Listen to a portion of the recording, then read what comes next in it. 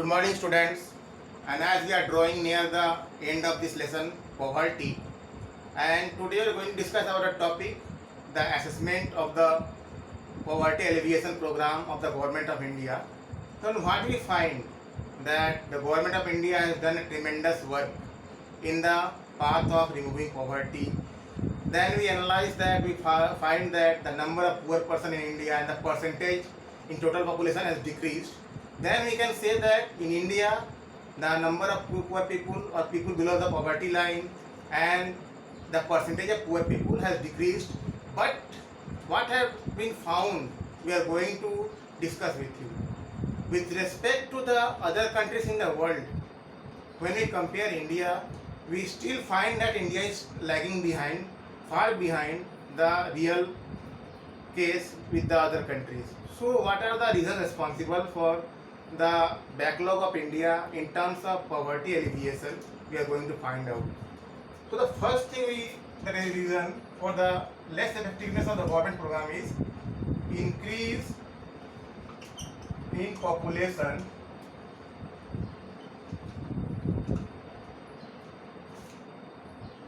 or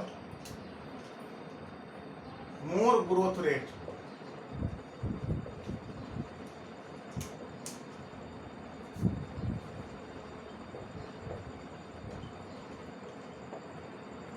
We find that in the last decade, the population growth in India was about 2% per annum. Then what do we mean? We mean that about 2.5 crore people are added to the population of India every year. This means the population of Australia.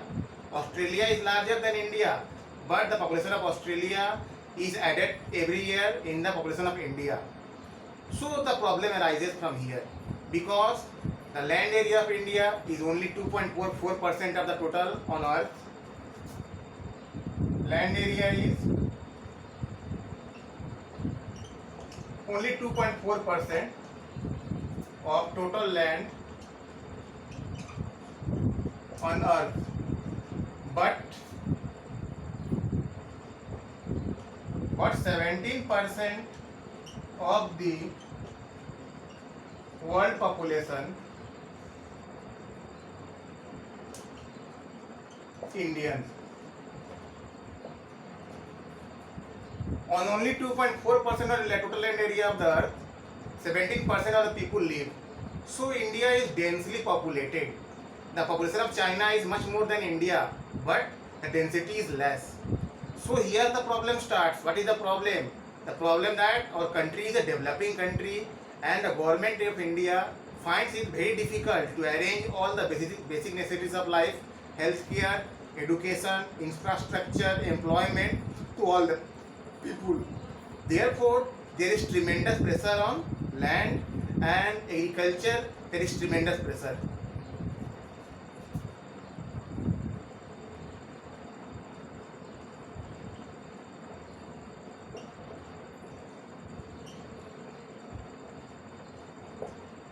On agriculture, more pressure is there because a lot of land is utilized for growing food grains and the value of food grains is less.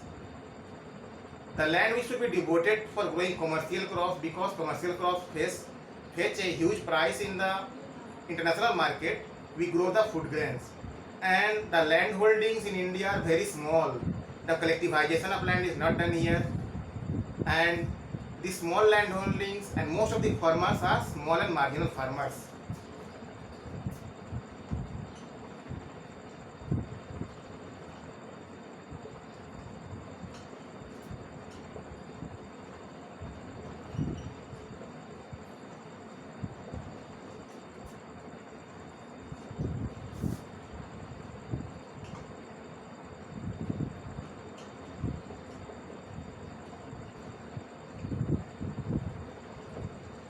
The farmers have small land, thus they can't develop it, as well as the income is very less.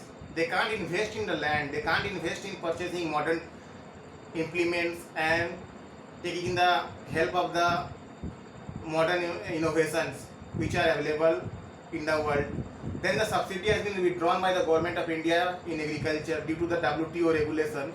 So the agriculture is suffering too much due to the WTO regulations. Then in the industrial sector, the growth of industries is not up to the mark. We find that there is too much competition from the outside world, and the industries in India, they are not growing at a steady pace.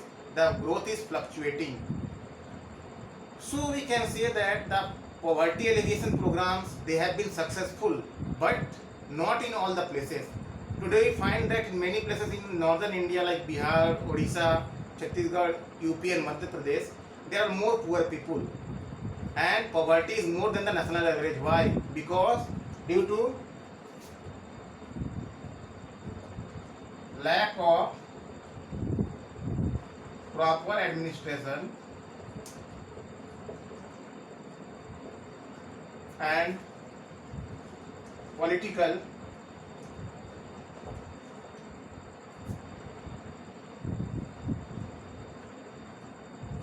consciousness. Administration is not proper here, then the political consciousness is also not proper.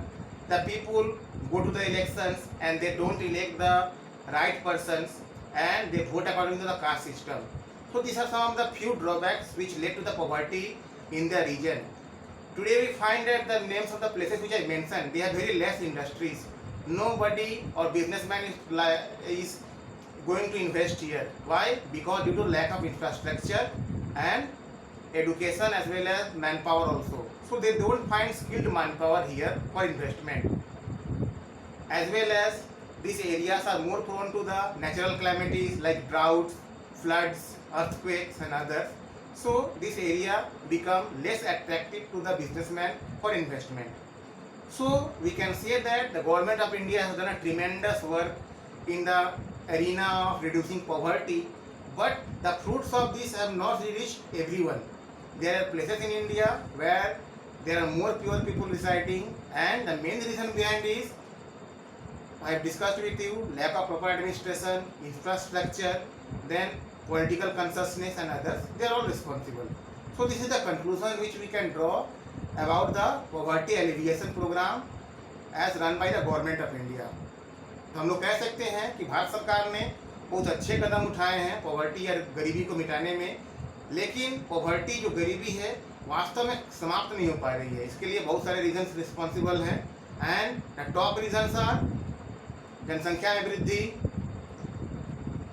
खेतीबाड़ी में ज़्यादा लोगों का होना, इसके अलावा पूंजीगत निर्माण जो उद्योग हैं उनका पिछड़ा होना, और इन्वेस्टमेंट जो विनियोजन है उसका कम होना.